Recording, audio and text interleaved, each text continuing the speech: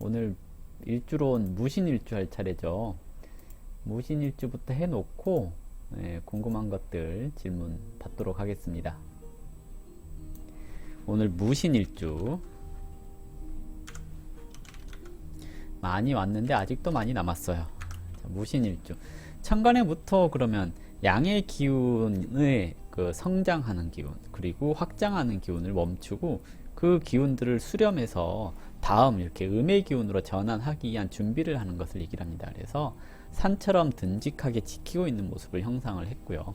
갑자국의 무토 그러면 진토를 만나서 변화해야 될 시기에 외부의 정보를 받아들여서 분석해야 되기 때문에 강한 기운을 가지고 있는데 속은 알 수 없고 표현되지 않는 그런 성향을 얘기를 하고요.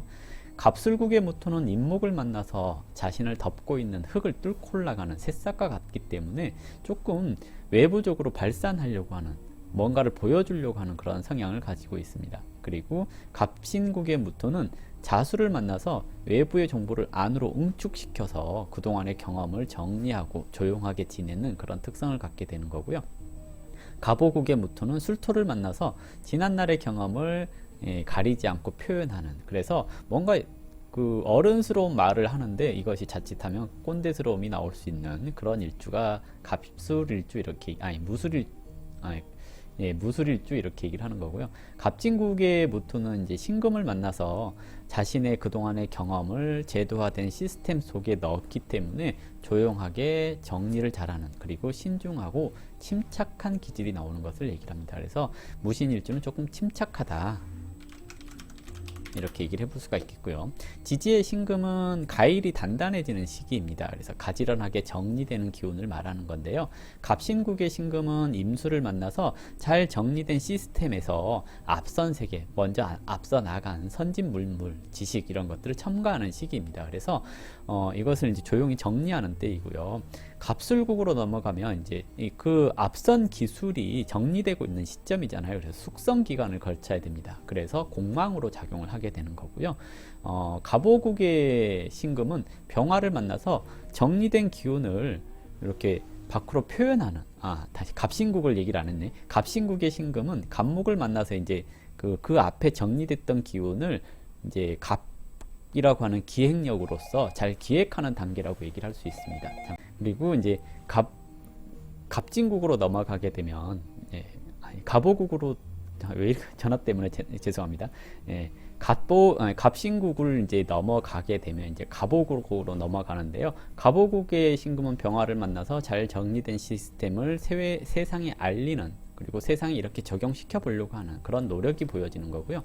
갑진국의 신금은 무토를 만나서 세상에 적용되어 있는 시스템을 잘 활용하게 되는, 그리고 정보를 수집하게 되는, 이것이 제대로 돌아가고 있는가 하는 것을 정보를 수집하고 있는 그런 단계를 갑진국의 신금이라고 얘기를 하거든요. 그래서 무토를 만난 무신일주 이렇게 얘기를 하는 건데요. 그래서 스스로가 고민을 많이 하게 되고 조용히 분석하게 되기 때문에 조금은 딱딱하고 냉정하게 보일 수 있는 것이 무신일주 이렇게 얘기를 합니다. 냉정해 보인다 이렇게 얘기를 해볼 수 있겠죠. 외부의 기운을 받아들이고 분석하는 무토, 새로운 제도와 규칙을 만들어가는 신금, 이 두 개가 만났기 때문에 산처럼 조용히 움직이게 돼서 행동이 느긋하고 믿음과 신뢰 이런 것을 보여주는 일주라고 얘기를 합니다. 그래서 일지에 식신을 두었다는 것은 먹을 복이 있다는 얘기이고, 신금은 숙살직이라고 얘기를 하기 때문에 과감한 결단력을 가지고 있다는 의미이기도 합니다. 그래서 신중에 임수가 편제이기 때문에 묵묵하게 자신을 일을 해가면서 챙길 건 챙기는 이기적인 모습도 좀 보여줄 수 있는 것을 얘기를 하고요. 그리고 그 무토의 특성은 밖으로 드러나지 않기 때문에 조금은 얄밉다라고 얘기를 하는 겁니다. 즉 뭔가 이렇게 숙살지기의 과감한 결단력 이런 것들을 가지고 있으니까 뭔가 불필요한 것은 잘라내버리고 필요한 것들만 챙겨가는 그런 성향이 있다는 얘기거든요. 그래서 조금은 얄미운 일주다라고 얘기를 해볼 수가 있겠고요. 대인관계에 있어서 일지에 식신을 뒀다라는 것은 사람들과 원만한 대인관계를 가지고 있습니다라고 얘기를 하는 겁니다. 근데 이게 식신은 남의 말을 잘 들어주고 얘기 잘 해주고 하는 것을 얘기를 해서 중재력이나 포용력을 갖추고 있다고 할 수 있습니다. 따라서 대인관계가 나쁘지 않습니다. 그리고 자기가 맡은 일에 대해서 책임감 그리고 신용 이런 것을 지켜가고 있기 때문에 한번 관계를 맺으면 그 관계가 오랫동안 지속될 수 있다라고 얘기를 할 수가 있겠고요.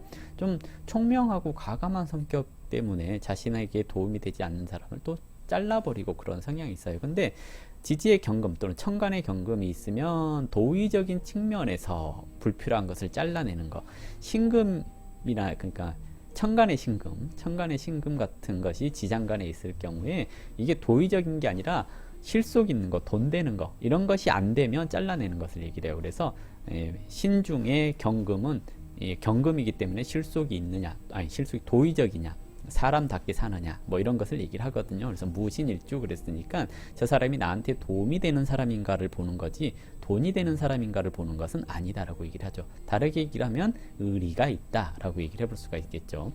배우자운에 있어서 일지의 식신 그러면 배우자가 착한 사람이기를 원하는 겁니다. 근데 무신일주는 좀 듬직해야 되는 거니까 신뢰할 수 있는 사람인가, 바른 사람인가 이것을 찾는다라고 얘기를 하거든요. 그래서 배우자의 외모보다는 성실성, 듬직한 사람 이렇게 얘기를 하거든요. 그래서 저처럼 마른 사람을 좋아하지 않을 것 같은 무신일주라고 얘기를 해볼 수 있습니다. 조금은 등치가 있고 그런 사람을 좋아하지 않을까라고 생각을 해볼 수가 있을 것 같고요. 남자 같은 경우에 일지 식신을 뒀고 지장간의 임수 편제를 생하기 때문에 식신생 편제, 즉 당당한 커리어 우먼을 좋아합니다 하는 것을 얘기를 하는 거예요. 그래서 좀 기센 여자를 만나게 되는 경우가 많고요. 식신생지가 지나치게 잘 되게 될 경우에 이때는 이제 여색을 탐한다거나 그러는 경향도 있고 유흥을 너무 즐긴다거나 그러는 경향도 나타날 수 있으니까 남자는 여자를 조금 멀리하는 것도 좀 필요하지 않을까 생각되고요. 여자 같은 경우에 일지 식신 그랬으니 남편 운은 조금 약해질 수가 있겠죠. 식신은 관을 극하니까. 그래서 나보다 조금 부족한 사람을 만나게 된다거나 철이 없는 사람을 만나게 되는 경우가 많은데요. 문제는 이제 잘난 사람을 만난다 그랬을 경우에 출산 후에 남편과의 관계가 조금 멀어지는 경우도 있다라고 얘기를 할 수 있어요. 배우자궁에 식상이 들었으니 남편도 자식처럼 이렇게 내가 신경 쓰고 챙겨주는 사람이라고 얘기를 해볼 수 있거든요. 그래서 일단은 무신일주 이렇게 정리를 해볼 수가 있을 것 같아요. 전화가 와가지고 좀 원활하지 않았는데 이걸로 일주론 무신일주에 대해서 마무리 해봤습니다.